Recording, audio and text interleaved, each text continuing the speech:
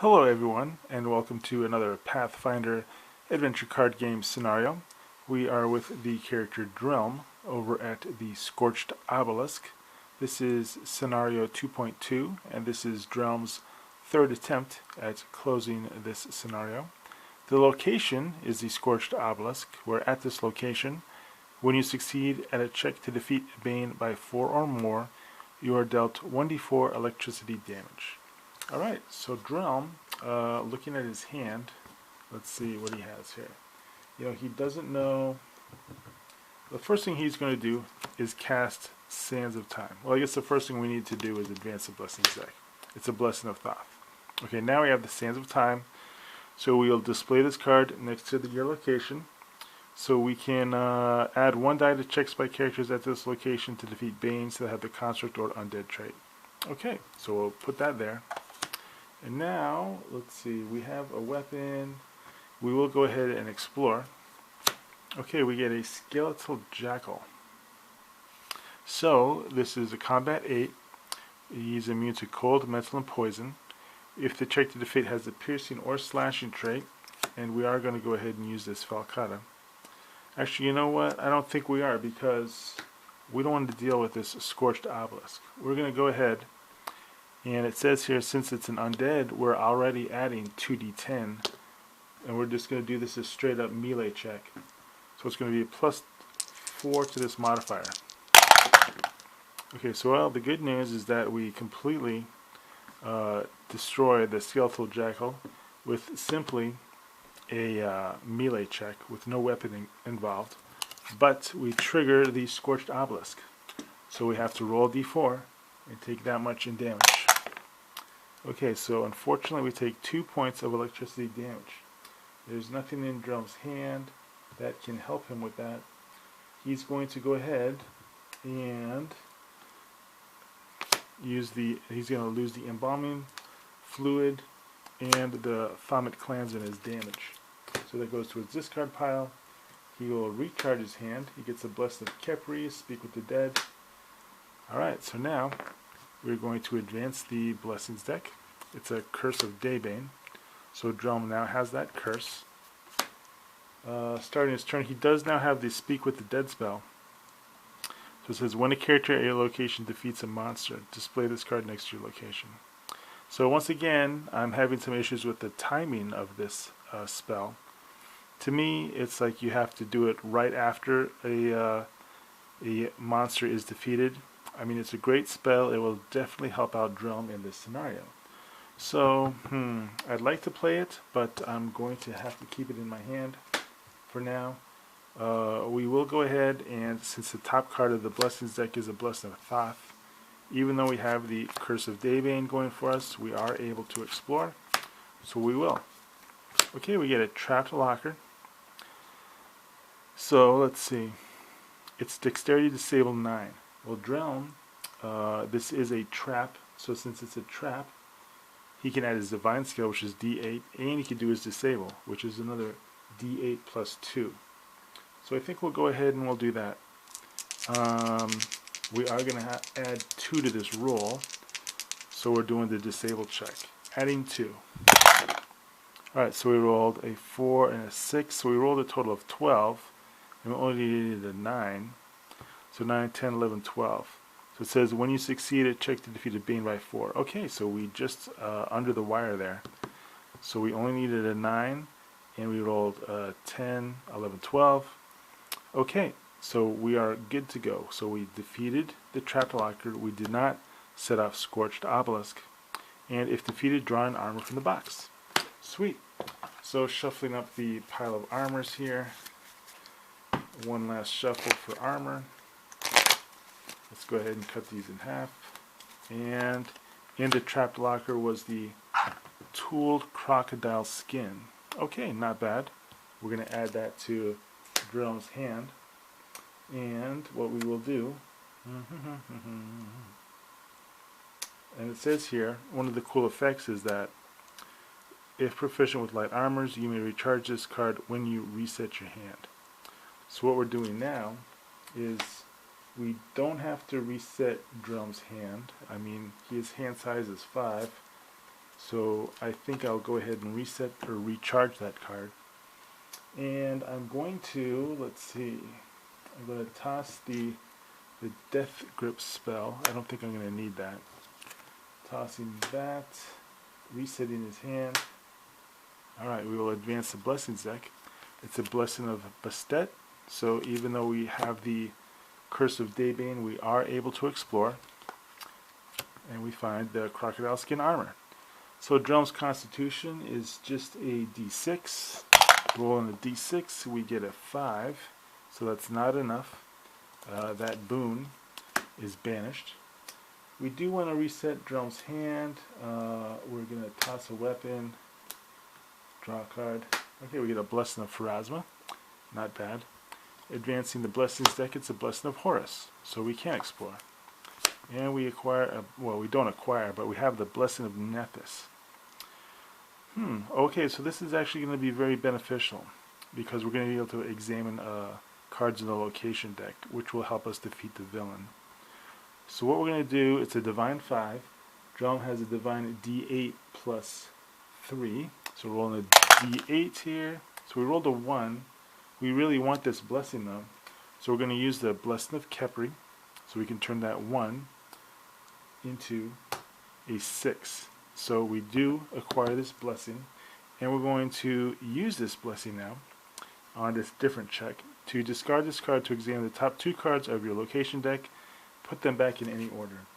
Alright, so the top card is a Cleric of Nethys and the Emperor Cobra. Well, believe it or not, we want the Emperor Cobra because we have a plan to use our Speak with the Dead spell. So we're going to reset Drelm's hand. We're going to advance the Blessings deck. It's a Blessing of the Elements. It's basic. So Curse of Daybane says we can't explore this turn unless we have an effect. And the effect, shucks. You know what? I think we're just not going to be able to explore this turn because we got it set up where we want it. Advancing the Blessings deck, it's a Blessing of Mat, so we can explore. It's the Emperor Cobra.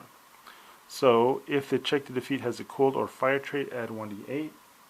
So we don't. It's only going to be a combat 8. We're just going to do a straight up melee check, which is going to be d10. And we get to add 4 to this roll because we don't want to go over 4. So it's going to be rolling a d10, adding 4. Alright, so we rolled a 4 plus 4 is 8. Sweet. We get it right on the nose. We succeeded at defeating this Bane. We don't trigger Scorched Obelisk. And now I think the timing is right for Speak with the Dead. So now we have a Speak with the Dead, which is going to allow us to add 1 die to our intelligence or wisdom checks at this location, because we communed with an Emperor Cobra. Alright.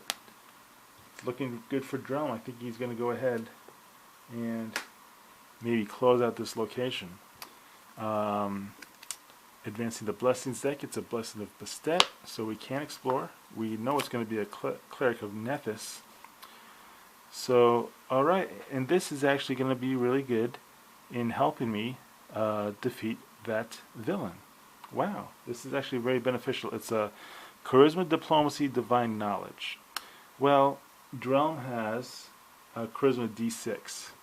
He doesn't have, or it's a Divine. Well, Divine is even better. D8 plus 3. And I'm going to go ahead and I'm going to use a Blessing of the Elements. So 2d8 plus 3 to acquire that Cleric of Nethys. So we rolled a total of 8 plus 3, 8, 9, 10, 11. We do acquire the Cleric of Nethys. So that's really cool. So we have a lot of cool stuff going for us. Let's go ahead and advance the Blessings deck. It's a Blessing of Abdar, so we can explore. And we get the villain. Alright, well, thanks to having a good hand that we slowly set up, and thanks to that Cleric of Nethys, I think we now have a chance of defeating the villain. So it says here it's a barrier, once again, but it's not a trap or an obstacle. Check to defeat, Intelligence, Knowledge 14. We're going to go ahead and do the Intelligence. So the question is do we want to do the Cleric of Nethys?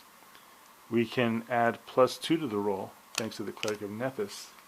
Or we have an even greater chance of using the Embalmer to add 1d4 to your intelligence check. You know what? I'm going to go with the tough call. And of course we have the Speak with the Dead, which is allowing us to roll an extra die for our intelligence check. So it's an intelligence check. That's what we got here. So with the intelligence check, what we're going to do is arrange all these cards here, because we're just moving stuff around here. Let me go ahead and pan out a little bit. Okay, so with the intelligence check, Drelm's intelligence is only a d6. Speak with the Dead gives him another d6. We're going to recharge the Embalmer. Recharge the card. We're going to add another d4, and we're going to go ahead and use a Blessing of Pharasma, so we can roll an additional d6. Okay, 3d6 plus a d4.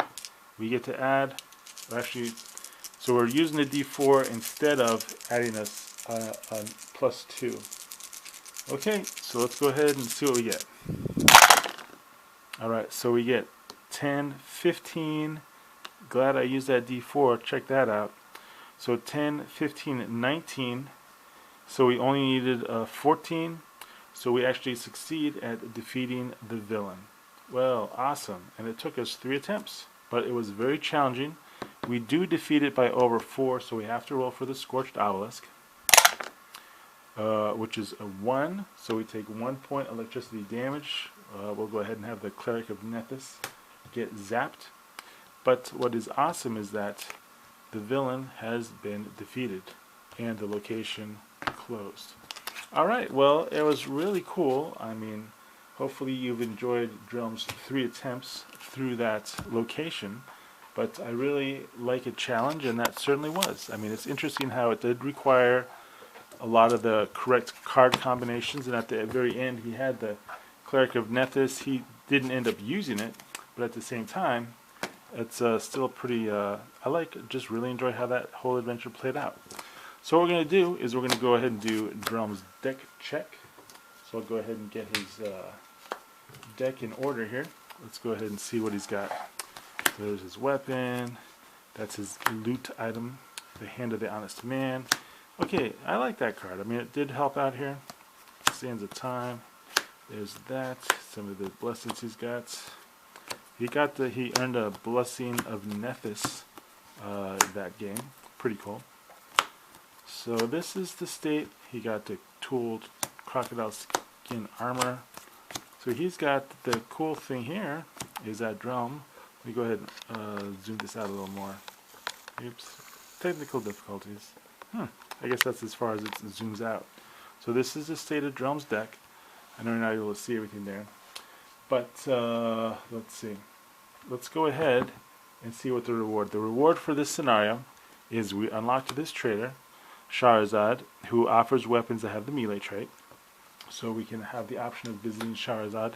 And we also unlocked the Ushabti of the Willing Servant, which is bury this card to add 1d8 to a strength, dexterity, or perception check. So I don't know if we want that or not. So let's go ahead and looking at all these different traders. Let's see. It's hard to see what Drelm wants. I mean, I guess we'll go ahead and we'll try out the new trader here, Shahrazad. Weapons that have the melee trait. Okay, so sure, let's go ahead and try it out. So, shuffling up the cards. They have to be of level 1 or 2. So there's a level 1. It doesn't have the melee trait. So let's see, level 1 cards. Where are they? Level 2, it has the melee trait. Level 1 or 2, looking for level 1 or 2 cards here. Level 1 or 2. Okay, Flaming Spear does not have the melee trait. Level 1 or 2. Because now that we are level 2, we're only accepting trades of level 1 or 2 cards. So, let's see what Shahrazad. Okay, so here's a cool melee, a great club. And no, that one does not have melee. This one, nope, not melee. Okay, well, level 1 or 2 cards that have the melee trait. Wow. So this one, okay, here we go. Well, actually, well. So Charizard actually has a lot of cool options for us. We can get the Glacial Copish. I like how it has a Cold trait. For your combat check, reveal this card to use your strength or melee skill plus 1d8+1. You can discard this card to add 2 and the bludgeoning trait to each die roll. Recharge this card to ignore a non-villain Bane's power that happens after you act. So well, this one has like a lot of cool options here. I was kind of looking at the Great Club. To me, it fits Drelm a little more. Use this card to use your strength or melee skill 1d10. Add your strength die. So I mean, this one is just really a powerhouse, right? I mean, this one has just too many cool shenanigans and too many cool rules. So I really think that even though I like the Great Club, we'll go ahead and stick with the Glacial Copish. So we are going to acquire that card. We're going to go ahead and trade in the Ubashti of the Willing Servants, and we're going to trade in. What did we get here? I think we're definitely gonna keep this Blessed Anethys. I think I got the feeling that we're gonna need it. So we earned the tooled crocodile skin armor. Do we want to keep that? 5 I mean, that's pretty cool. What's the difference between that and this? So the comparison there is which armor to keep, because they're both level 2 and 1, so we can trade these. So this is 5. So this helps us against undead. 5 light armors. Okay, you know what? I think we're gonna go ahead and keep the tooled crocodile skin armor. We'll go ahead. So we're gonna for the Glacial Copish. We're gonna trade the Bone Lamellar, and we are going to trade the Ubashti of the Willing Servant. So we get rid of those 2 cards. So this is going into a trade to Charizard. We will say goodbye to Charizard. So that was actually a cool trip to the trader there, or the merchant. Alright, and that ends our scenario. So I'm going to have scenario 2.3 up for Drelm later on. That will be the next adventure. I'll have that up shortly. Thanks so much for watching. Hopefully you are enjoying the campaign. I know I'm really enjoying Pathfinder adventure card game. Alright, thank you.